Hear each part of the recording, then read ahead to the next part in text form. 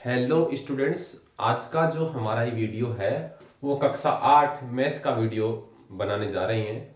तो इस वीडियो में हम बात करेंगे जो इम्पोर्टेंट अपने पास क्वेश्चन बनते हैं हर टॉपिक में से एक क्वेश्चन। ठीक है, जैसे कि पहला टॉपिक है, पहला चैप्टर है, उसमें एक क्वेश्चन हम चूज करेंगे। वो बुक का हो सकता है, बुक के डिपेंडेंट क्वेश्चन बाहर का हो सकता है, या फिर एडिशनल क्वेश्चन हो सकता है। तो हमारे पास जो ये 13 क्वेश्चन बनते हैं वो हम आपके साथ शेयर करने जा रहे हैं। तो वीडियो के लास्ट तक आप बने रहिए। और आपका जो एग्जाम है वो बहुत ही नजदीक आने वाला है, आ ही गया, मान लो 1 डेढ़ महीना है। तो आप बहुत अच्छी तैयारी कीजिए और जी तोड़ मेहनत कीजिए। चलो हम वीडियो अपना स्टार्ट करते हैं, देखिएगा।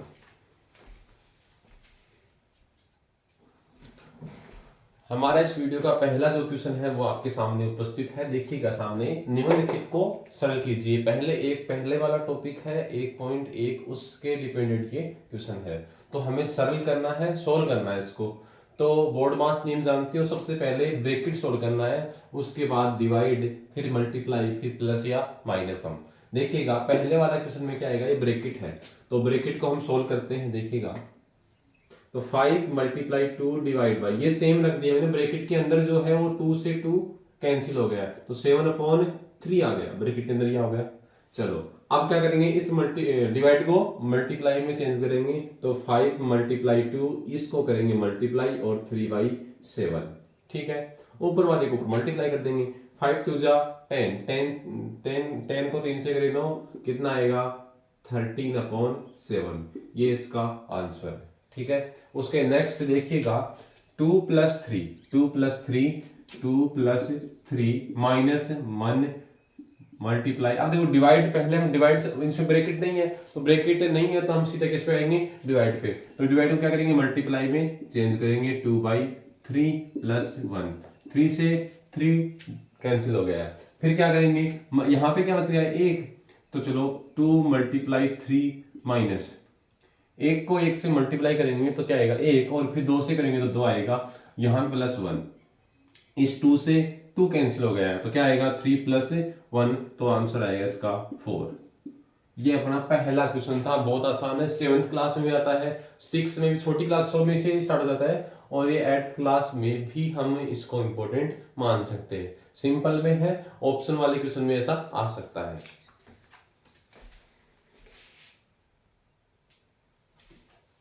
देखिएगा 2 नंबर जो क्वेश्चन है वो आपके सामने है। इसमें अक्स की वैल्यू निकालनी है, या फिर इसको सोल्व करना है, कुछ भी बोल दो, अक्स की वैल्यू निकाल लो या फिर सोल्व कर लो, बात वही है। तो आप देखिए समझ गए क्या, इसमें 3 ब्रैकेट देख लेना, पहले ब्रैकेट को सोल्व करेंगे हम। तो पहला ब्रैकेट क्या है, इसके पहले कुछ है क्या, क्या मल्टीप्लाई करें, कुछ नहीं कर सकते, तो इसको सीधा लिख दो, 2x + 7। यहाँ पे क्या है, बाहर 7 है, इसको अंदर मल्टीप्लाई करेंगे, प्लस 7×3 = 21 अक्स, और 7×2 = 14, प्लस प्लस प्लस होगा, यहाँ भी प्लस है, यहाँ प्लस है तो प्लस ही देगा, यहाँ 7×7 = 14। ठीक है, इसमें देखिएगा कितना है, 8 है, माइनस के 8 है, -2 प्लस के 2 अक्स से हो तो 8×2 = 16 अक्स, माइनस के होंगे कि बाहर माइनस है, ये माइनस गुणा प्लस माइनस होगा, 8×3 = 24, और इज इक्वल टू 0 है, ये लीजिए अपना 0। हमने क्या किया, सबसे पहले ब्रैकेट को सोल्व कर लिया।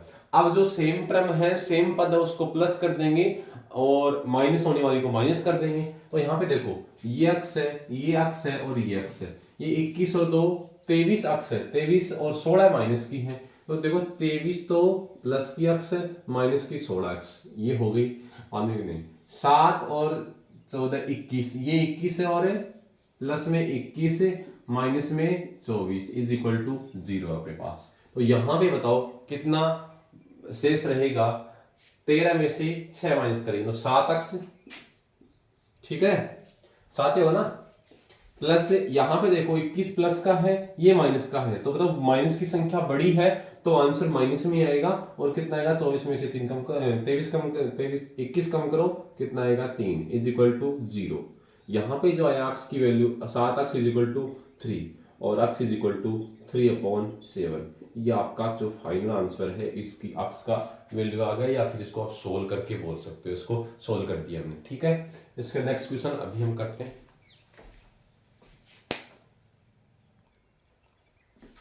देखिएगा 3 नंबर जो क्वेश्चन है वो 3 की प्रश्नावली है, उससे है।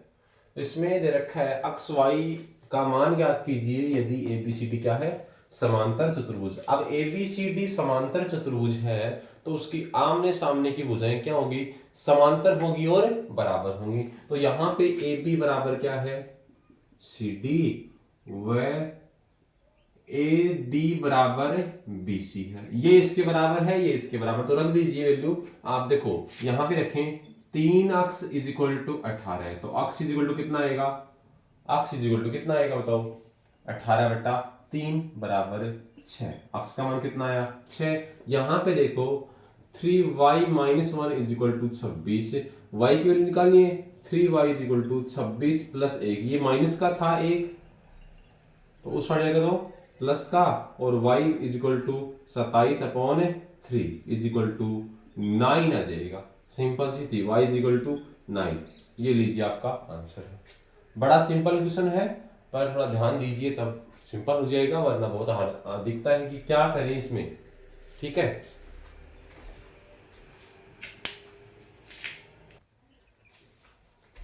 देखिएगा अगला जो क्वेश्चन हमारे पास वो है, ये सारणी दे रखी है, इस सूचना को क्या करना है, पाई चार्ट में निरूपित करना है। बड़ा सिंपल क्वेश्चन है। यहाँ पे एक कॉलम और बना लेते हैं इसमें कि टोटल कितने हैं, टोटल। ठीक है, टोटल कितने होंगे, देखो 0, 5, 2, 6 और 3, 360। अब देखो हम पाई चार्ट क्या है, पाई चार्ट ये आपको ध्यान होना चाहिए।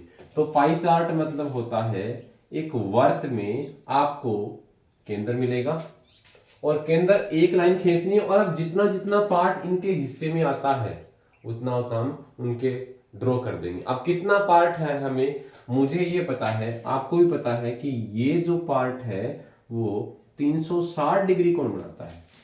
अब 360 डिग्री कितने टुकड़ों में बांटेंगे, 1 2 3, 3 टुकड़ों में बांटेंगे, पर ऐसे नहीं बराबर बांटेंगे, जितना हिस्सा है उस अनुपात में बटेगा। तो सबसे पहले क्या है, टोटल कितना है 360। अब बताओ 360 डिग्री कौन है, टोटल कितने व्यक्ति है 360 व्यक्ति है, तो एक व्यक्ति के हिस्से में कितना कोण आएगा 1 डिग्री। 90 व्यक्तियों के हिस्से में कोण कितना आएगा 90 डिग्री। तो इसमें लिखेंगे 360 व्यक्ति बराबर कितना होगा 360 डिग्री कोण। भाई 360 व्यक्ति 360 डिग्री कोण रोकेंगे इसमें जाके। अब एक व्यक्ति बराबर 1 डिग्री कोण, तो बताओ ग्रीष्म काल वाले एक कॉलम यहां बना ले हम, कोण।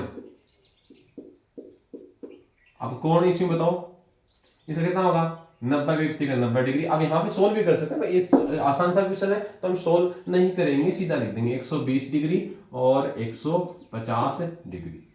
अब हम बात आती है पाई चार्ट की, हम पाई चार्ट पे कैसे इनको निरूपित करें। तो पहले प्रकार से, देखो प्रकार से बनाना आपको, और केंद्र निरूपित कर दिया, एक लाइन खींच ली। अब आपको सबसे पहले सबसे छोटा कोण बनाना है। कई बच्चे क्या करते हैं, सबसे पहले सबसे बड़ा कोण बनाने की कोशिश करते हैं और वो गलत हो जाता है। तो सबसे पहले सबसे छोटा, तो 90 डिग्री है, चांदे की सहायता से बिल्कुल एक्यूरेट 90 डिग्री नाप के लिख दो 90 डिग्री, और उसका नाम लिख दो ग्रीष्म। बस हो गया, एक हो गया 90 डिग्री है या नहीं 90 है, वो क्या हो गया ग्रीष्म। अब वर्षा ऋतु है कितना है 120 डिग्री, तो अब चांदे की सहायता से इस लाइन पे कितना बनाओगे, यहां से 120 डिग्री का एंगल बनाओगे, कितना 120 डिग्री, और बाकी जो बचेगा वो जो बच गया उसके लिए ही बचेगा। नाम लिख दीजिए क्या है वर्षा, और ये हमारे पास शीत ऋतु है तो यहाँ पे शीत ऋतु लिख दीजिए शीत। ठीक है, ये आपका पाई चार्ट हो गया। इतना सा क्वेश्चन था और बहुत आसान क्वेश्चन है। थोड़े जो अलग आते हैं इसमें बता भाई आसानी हो गया कि एक व्यक्ति बराबर एक कोण है तो 90 के बराबर 90 हो गया, 120 के बराबर 120। कई क्वेश्चनों में हमें सोल्व करने की भी आवश्यकता हो सकती है, तो आप इसको नोट कर लीजिए। 4 नंबर क्वेश्चन हो गया।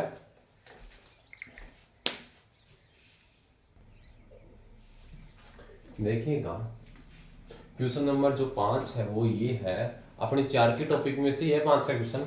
देखिएगा कि एक सिक्का है उसको आप 3 बार उछालते हो तो उसमें प्राप्त घटनाएं जो आएंगी, जो हमारे पास संभावित घटनाएं होंगी, उनकी हमें बताना है कि क्या घटनाएं प्राप्त होंगी। तो देखिएगा पहले ये बताइए कि एक सिक्के को अगर एक बार उछालता हूं तो हेड आ सकता है या फिर टेल आ सकता है।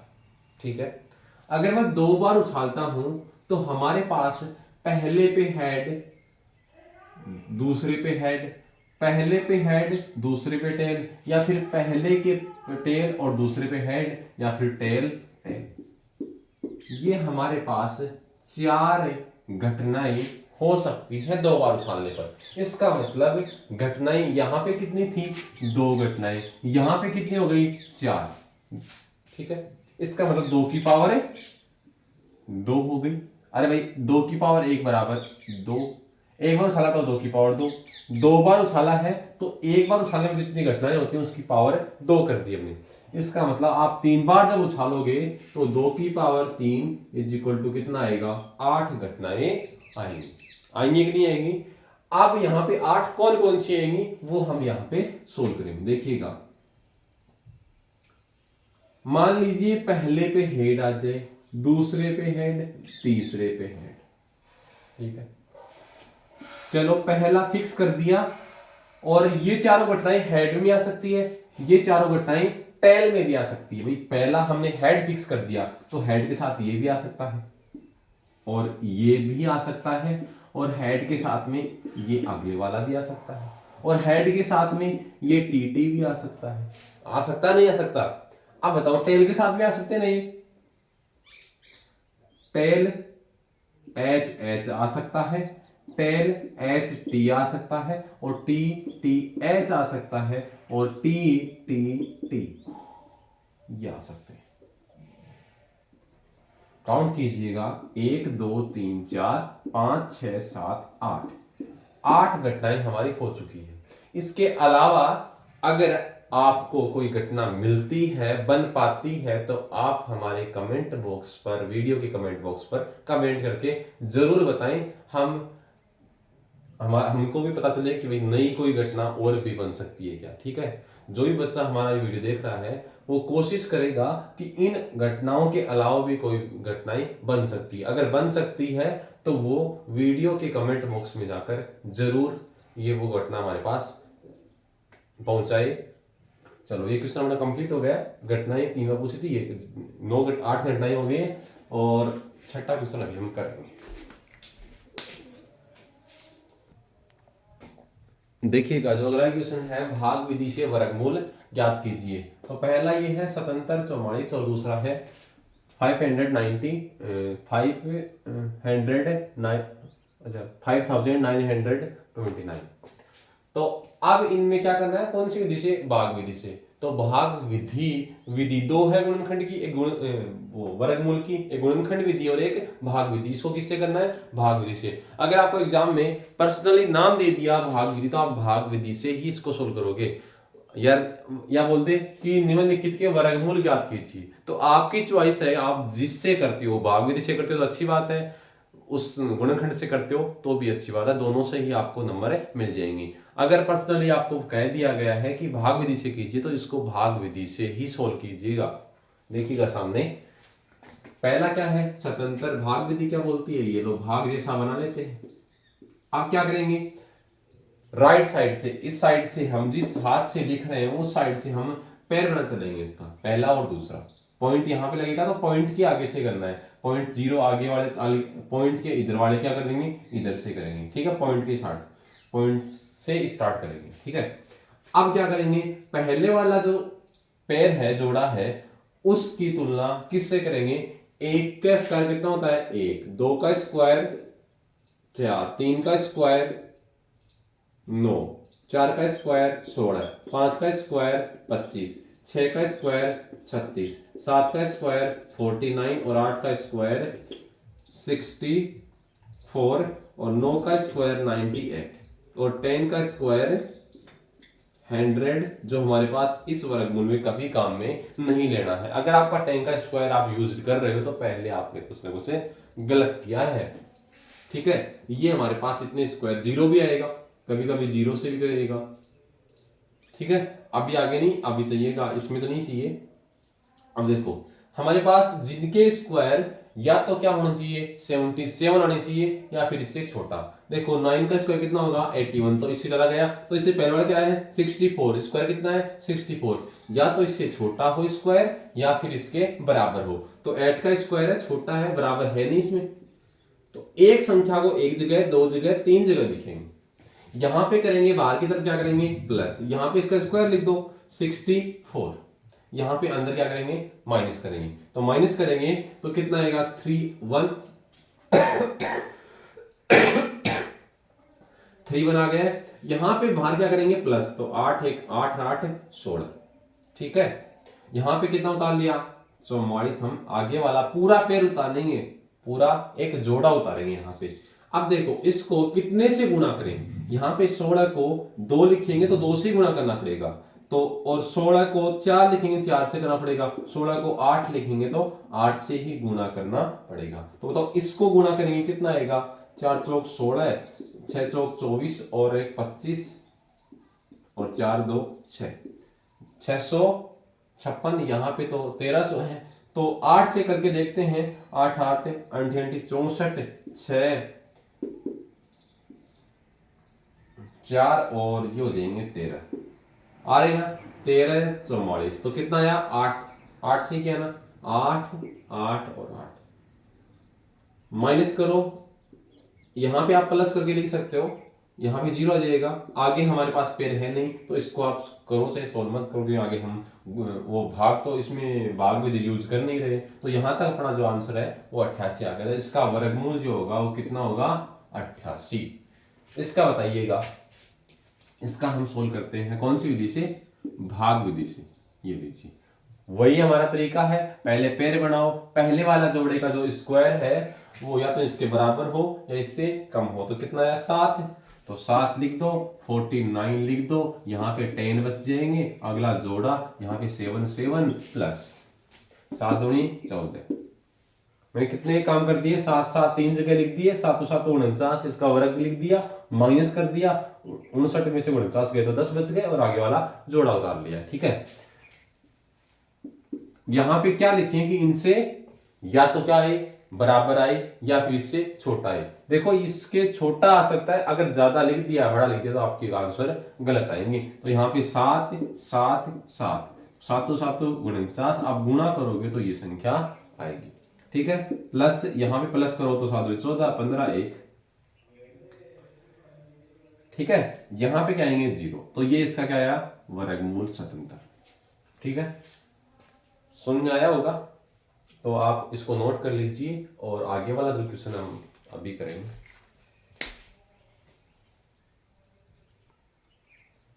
अगला जो 7 नंबर क्वेश्चन है वो ये है कि घनमूल ज्ञात करना है। घनमूल मतलब पावर 1/3। देखो इसका घनमूल का मतलब ये है कि आपको ये ज्ञात करना है, क्या करना है इसका ज्ञात, ये करना है। कौन सी विधि है इसकी, एक ही विधि हम पढ़े हैं अब तक, कौन सी विधि है गुणनखंड विधि, गुणनखंड विधि। तो इसका गुणनखंड कीजिए, ये लीजिए कितने का भाग जाएगा 2 का, ये लीजिए 2 का 5 बार। देखो भाग जो है वो आप साइड में कर लिया हो, कई बार क्या होता है कि भाग ही गलत हो जाते हैं और आपका पूरा क्वेश्चन गलत जाता है। तो बहुत आसान है, भाग साइड में करोगे तो गलती होने के चांसेस, भले ही टाइम 2-3 मिनट ज्यादा लग जाए पर गलत होना तो अपना 0 हो जाएगा ना, जो हम कर रहे हैं उसके नंबर तो पूरे मिलेंगे।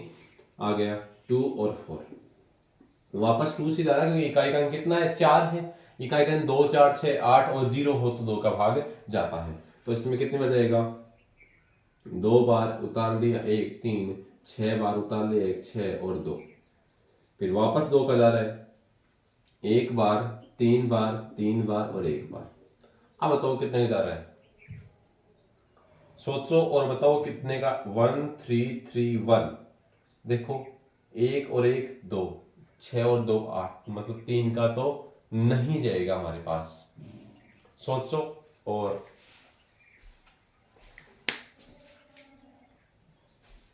बताइएगा कितने का जाएगा, बताओ।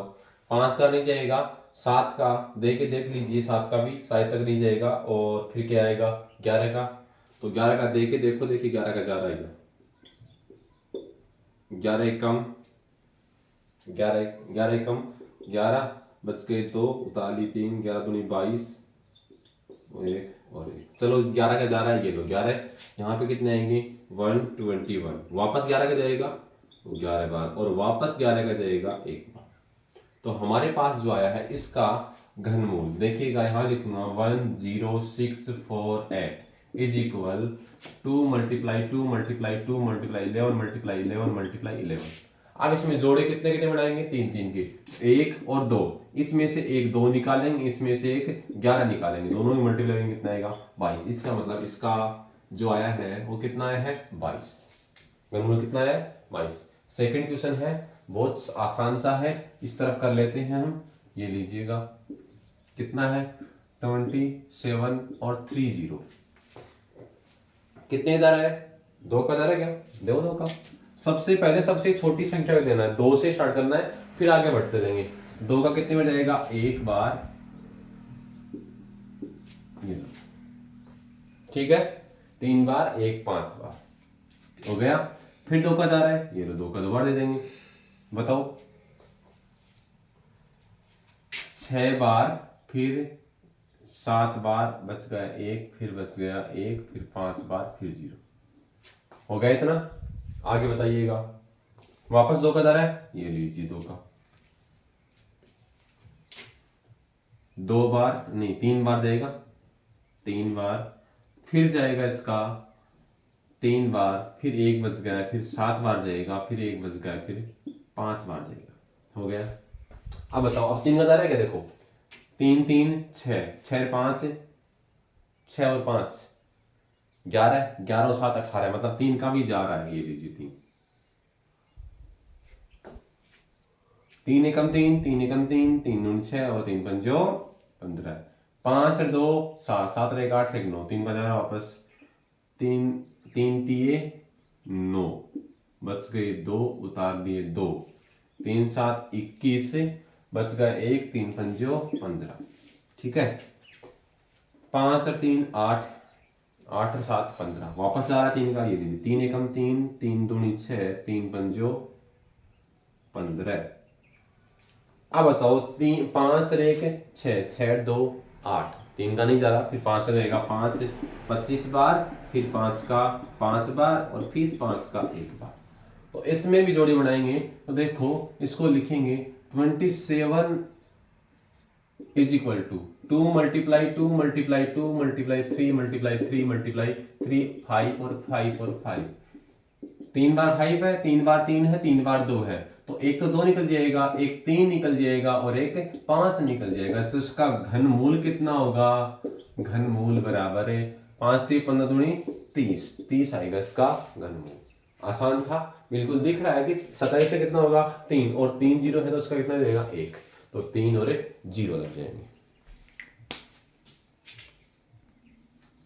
अगला क्वेश्चन देखिएगा, कितने नंबर क्वेश्चन है ये, 8 नंबर क्वेश्चन है, ठीक है। इसमें निम्नलिखित का अनुपात ज्ञात कीजिए। देखो 5 मीटर और कितने का 10 किलोमीटर का अनुपात, अनुपात मतलब एक दूसरे में डिवाइड करना है। अब ऊपर देखो मीटर है, नीचे किलोमीटर है, तो हम इस स्थिति में क्या नहीं कर सकते, अनुपात नहीं निकाल सकते। तो 5 मीटर है, चलो नीचे क्या है 10 किलोमीटर है, तो इस किलोमीटर में किसने करें, मीटर में, तो ये लो 10 तो थे, किलोमीटर को मीटर में कितने से गुणा करेंगे 1000 से, और फिर आ जाएगा मीटर में। अब देखो मीटर से मीटर कैंसिल, तो बराबर है, और 5 एकम 5, 5 दूनी 10, तो ऊपर 1 बच गया, नीचे 2000 बच गए भाई। तो जो अनुपात है वो कितना है, 1:2000 इसका अनुपात आया है। मात्रक सेम होंगे तभी अनुपात हम ज्ञात कर सकते हैं, और अनुपात का कोई मात्रक नहीं आएगा, याद रख लेना, मात्रक से मात्रक कैंसिल होगा, तो इन दोनों की इकाई है ना, यूनिट है, वो कैंसिल होगी। यहां पे देखिएगा 50 पैसे का अनुपात किसके साथ है, 5 रुपए के साथ निकालना है, ऊपर पैसे नीचे रुपए, तो अनुपात नहीं निकाल सकते, तो क्या होगा 50 पैसे ऐसे ऐसे लिख दो, और 5 रुपए के पैसे बनाओ 500 पैसे हो जाएंगे ना। अरे 5 रुपए में 500 पैसे, 1 जीरो से 1 जीरो, 5 एकम 5 5, ये 10 बार। तो जो इसका अनुपात आया है वो कितना आया है, पैसे से पैसे कैंसिल हो गए, देखो 1:10, ये आपका अनुपात आ गया है। बहुत आसान था। 8 नंबर क्वेश्चन है, 9 अभी करेंगे। देखो जो अगला क्वेश्चन हमारे पास, गुणनफल ज्ञात कीजिए। दो जो ये है इनको गुणा करना है, तो क्या करेंगे, इस पहले को इन दोनों के साथ गुणा कर देंगे, फिर इसको इन दोनों के साथ गुणा कर देंगे। तो ए स्क्वायर गुणा ए प्लस ए स्क्वायर गुणा बी स्क्वायर हो गया। दूसरे को करेंगे तो बी गुणा ए प्लस में बी गुणा बी स्क्वायर। बताओ इसके बाद क्या आएगा, ए गुणा ए की पावर 3 प्लस में ए स्क्वायर बी स्क्वायर। यहां पे क्या होगा, ए बी, ये लो ए बी, यहां पे क्या होगा बी की पावर 3। ये इसका गुणनफल आ गया है। बहुत सिंपल था, आसान तरीके से आ गया है। देख लीजिए सेम यही है, बाकी यहाँ पे माइनस आ गया है। तो इसको इससे करो, इसको इससे करो, फिर इसको इससे कर दो दोनों से। तो P square, this implies P square गुणा 2p प्लस पी स्क्वायर गुणा Q, P square 2p, P square Q. फिर आएगा माइनस क्यू स्क्वायर गुणा 2p और माइनस पी क्यू स्क्वायर गुणा क्यू। ये हमारे पास गुणनफल आया। आपको देखो ये एक पद है, ये एक पद है, ये एक पद है पूरा, ये एक दूसरा पद है। तो p कितनी होगी, p की पावर 3, 2 का 2 plus plus p square q. देखो minus 2p q square, minus लगा दिया, फिर 2 लगा दिया, फिर p लिख दिया, फिर q लिख दिया। ठीक है, यहां माइनस माइनस q की पावर 3। ये इसका मल्टीप्लिकेशन है, गुणनफल। आगे 10 नंबर क्वेश्चन है, वो किसी समचतुर्भुज के विकर्ण दे रखे हैं दोनों और उनका क्या निकालना है, क्षेत्रफल। तो क्या होता है, विकर्ण मान लो D1 क्या दे रखा है 7.5 सेंटीमीटर और D2 कितना है 12 सेंटीमीटर। तो इसका क्षेत्रफल का सूत्र क्या होता है समचतुर्भुज का, अरे समचतुर्भुज के क्षेत्रफल जब विकर्ण दे रखे हो तो 1/2 D1 मल्टीप्लाई D2, दोनों विकर्णों का गुणनफल साथ में 1/2। तो इसमें वैल्यू रख दीजिए 1/2 मल्टीप्लाई 7.5 मल्टीप्लाई 12, तो 12 और ये 6, इसको आप मल्टीप्लाई करेंगे तो 7 6 पंजो 30, ठीक है 30, 7 6 42 और 3 45। ये पॉइंट लगा दिया, यहाँ पे सेंटीमीटर में था, सेंटीमीटर स्क्वायर आ जाएगा, तो 45 सेंटीमीटर स्क्वायर। ठीक है, ठीक है, लो हो गया। 10 नंबर क्वेश्चन था, बहुत आसान था। देखिएगा 11 नंबर क्वेश्चन हमारे पास है, सरल कीजिए। ये क्वेश्चन बुक का नहीं है, एडिशनल मान सकते हो आप, वैसे सेम क्वेश्चन ऐसे बुक में है। तो यहाँ पे इसको सोल्व करना है, तो मैं इसको नीचे लिख दूं 5। अब देखो ये क्या है, t और p नॉट इक्वल टू 0। अगर t और p यहाँ पे 0 रखेंगे तो अपोन में क्या जाएगा 0, और अपोन में 0 रखते हैं तो क्या आता है वो अनंत। और अनंत हम मैथ में डिफाइन नहीं होता है, उसको परिभाषित नहीं कर सकते, तो इसलिए ये दोनों वैल्यू नहीं है यहाँ पे। एडिशनल क्वेश्चन है ये लो, मैं यहाँ पे दोबारा इसको लिख देता हूँ।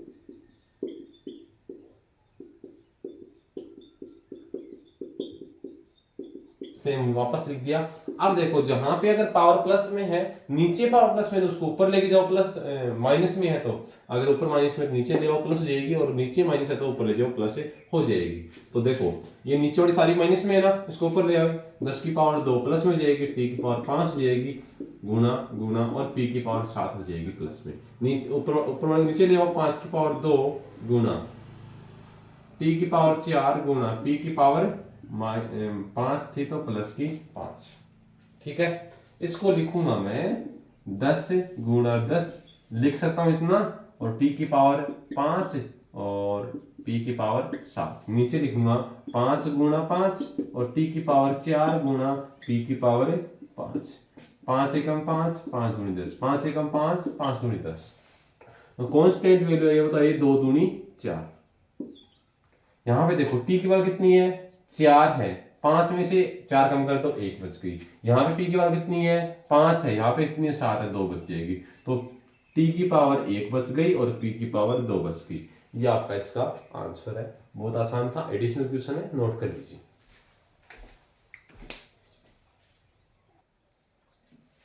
चलो 12 नंबर क्वेश्चन है वो ये है कि एक किसान की पशुशाला में 20 पशुओं के लिए कितने दिन का वजन है? 6 दिन का।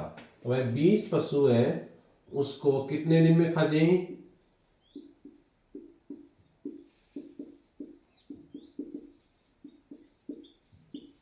भोजन कितने दिन का है? 6 दिन का। अब हम यहां से हम बात करें कि अगर एक ही पशु हो, एक पशु के लिए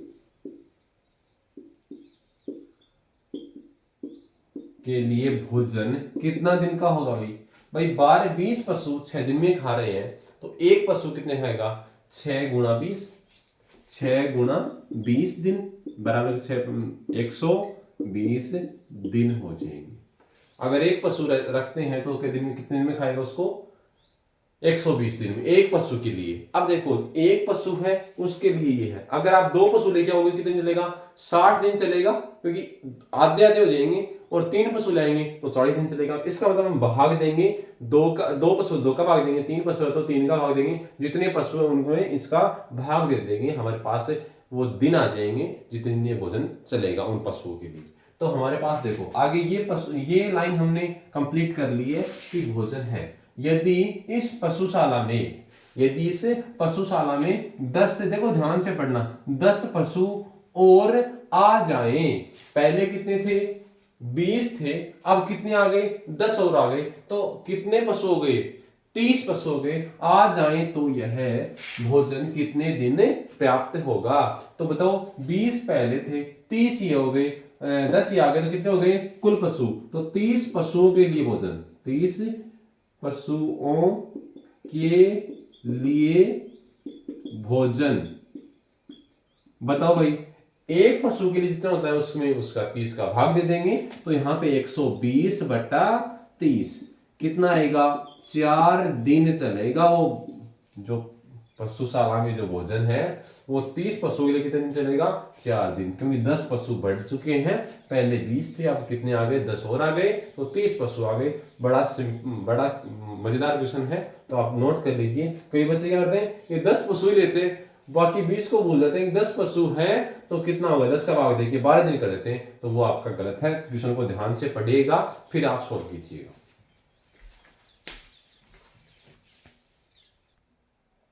देखिएगा तो लास्ट क्वेश्चन वो ये है कि निम्न व्यंजकों के भाग दीजिए, मतलब इसमें इसका भाग देना है। सिंपल सी बात है भाई, इसका क्या करेंगे? पहले गुणनखंड, तो y square plus 7y plus 10 के गुणनखंड करेंगे पहले, फिर हम इसका भाग देंगे।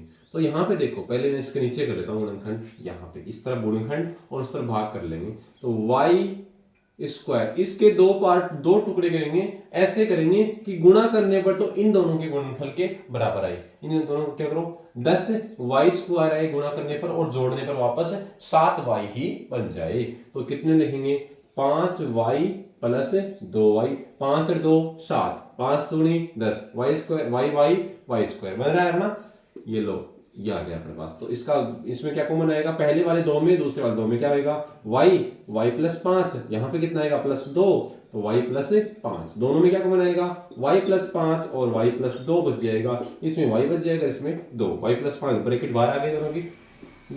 ये गुणनखंड आ गया। इसका मतलब इसमें इसका भाग देने का मतलब है कि इसमें इसका भाग देंगे, तो y square plus 7y plus 10 में भाग देंगे y प्लस 5 का। दो भाग, इसका मान क्या है?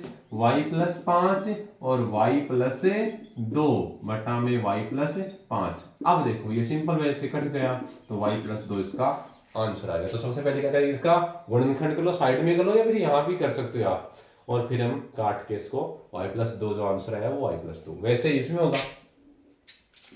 देखो इसको मैं सीधा कर देता हूं, 5p p square minus Q square upon में 2p p प्लस क्यू। यहां पे देखो इस p से ये p कैंसिल हो गया, 5/2 आएगा, हम ये डिवाइड नहीं हो सकता। यहां पे देखो इसमें क्या होगा? p square minus Q square, तो एक हमें सर्वसमी का पढ़ के आए, पीछे फॉर्मूला है कि p square minus Q square क्या होगा? p प्लस क्यू और p माइनस क्यू, तो 5q, इसको लिखेंगे p प्लस क्यू और p माइनस क्यू। नीचे क्या है? 2p plus Q, p plus Q से p प्लस क्यू कैंसिल, ये आएगा 5/2 क्यू और पी माइनस क्यू। ये आपका जो आंसर आ चुका है। तो ये हम इस पहले वीडियो में हम क्या किया है, इंपॉर्टेंट क्वेश्चन के जो क्वेश्चन है हर टॉपिक में से एक क्वेश्चन उठाया है। लास्ट टॉपिक जो 13 का है वो ग्राफ वाला है, उसमें हम एक अलग वीडियो बनाएंगे, उसमें सारे इंपॉर्टेंट क्वेश्चन उस ग्राफ के आ जाएंगे। हम ग्राफ बोर्ड पे कुछ व्यवस्था करेंगे ऐसी कि हम ग्राफ आसानी से समझ ले, तो आपको सेपरेट वीडियोस का अलग से मिल जाएगा। ठीक है, तो आई होप कि हमारे जो क्वेश्चन लिए हैं वो आपको समझ में आए होंगे। समझ में आए हैं तो अपने दोस्तों के साथ शेयर कीजिए और वीडियो को लाइक कीजिए, और आशा और विश्वास है कि आपने अब तक अपना चैनल सब्सक्राइब कर दिया होगा। धन्यवाद।